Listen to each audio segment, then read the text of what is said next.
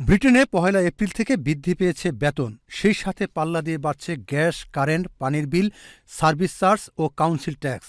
আর বাসা ভাড়া তো আকাশ ছোঁয়া। সাধারণ মানুষের উঠছে নাভিশ্বাস।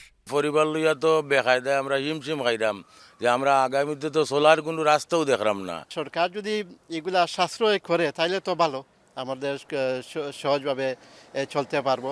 না হলে তো আমাদের একটু কষ্ট করে চলতে হবে। বেতন বাড়ানির যে একটা মানুষের চকুর যে একটা দুলা দেওয়া, একটা আমার কাছে যেমন লাগের একটা আমরা বুকা বানানি।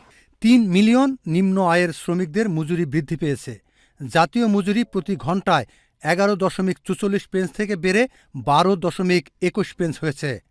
২১ বছরের বয়সীদের জন্য ৬.৭% এবং ১৮ থেকে ২০ বছর বয়সীদের জন্য ১৬% বৃদ্ধি পেয়েছে।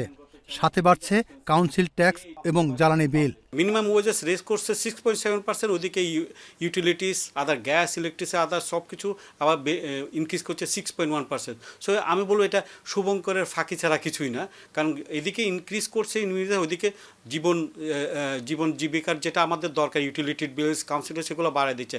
এটা আমি মনে করি জনগণের উপর একটা এক্সট্রা বার্ডেন হবে। তবে সরকার ৪০ বিলিয়ন পাউন্ড সাশ্রয়ের জন্য এই বিল বৃদ্ধি করেছে বলে জানা গেছে।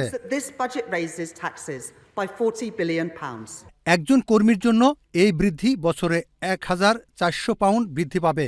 তবে যে হারে বিল, সার্ভিস চার্জ বাড়ছে তাতে ব্যবসা পরিচালনা করা দুরূহ হয়ে পড়বে। Gas, electricity, service charge, local council tax, এগুলো আমরা যারা ক্ষুদ্র ব্যবসায়ী আছে, যা আমাদের যারা বড় ব্যবসায়ী মিডিয়াম, ওরা কিন্তু মানে চালিয়ে যাওয়া ব্যবসা সম্ভব হবে না। আমাদের যেটা প্রফিট ছিল এটা দিয়ে তো আমাদের সম্ভব না চালানি, বুঝছেন? সরকার অনুরোধ করছি যাতে এগুলা রিডিউস করেন, মানুষের নাগালের ভিতরে নিয়ে আসেন, নাহলে তো ব্যবসা বাণিজ্য না চললে মানুষের কর্মসংস্থানের অসুবিধা হবে। আর যখন মানুষ কর্মসংস্থান পাবে না তখন মানুষ বেনিফিটে যাবে। অনেক পরিবার আর্থিকভাবে কঠিন পরিস্থিতির মধ্যে পড়েছে এবং একক অভিভাবকরা সবচেয়ে বেশি ক্ষতিগ্রস্ত হবেন। বেতন যেটা যে ইনক্রিজ হয়েছে সেটা জন্য ধন্যবাদ জানাই, কিন্তু বেতনের সাথে সাথে যে ইউটিলিটি বিলস, কাউন্সিল ট্যাক্স, যেমন সার্ভিস চার্জ, এই যে গ্রোসারি শপিং যেগুলা যে আপরাইজিং হয়েছে, সেই আপরাইজিংটা এখন এই যে বেতনে মানুষ খাবার দিতে পারতেছে না।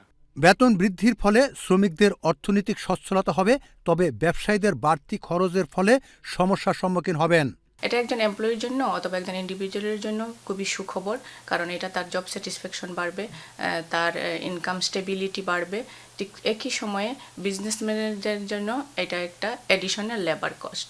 তো বিজনেসরা সেই লেবার কস্টটা কীভাবে মিনিমাইজ করবে সেটার জন্য তাদেরও বিভিন্ন উদ্যোগ নেওয়া উচিত, এবং গভর্নমেন্ট থেকে যদি তারা অ্যাডিশনাল সহায়তা পায়, যেমন বিজনেস রেটের সাবসিডি অথবা অন্যান্য সুযোগ সুবিধা পায়, সেটা কিন্তু বিজনেসদেরকে তাদের স্মুথ রানিংয়ের জন্য অনেকটা হেল্প করবে। বেতন বৃদ্ধি করা হলো বিল পরিশোধের সংগ্রাম প্রতিদিনের একটি চ্যালেঞ্জ হয়ে দাঁড়িয়েছে।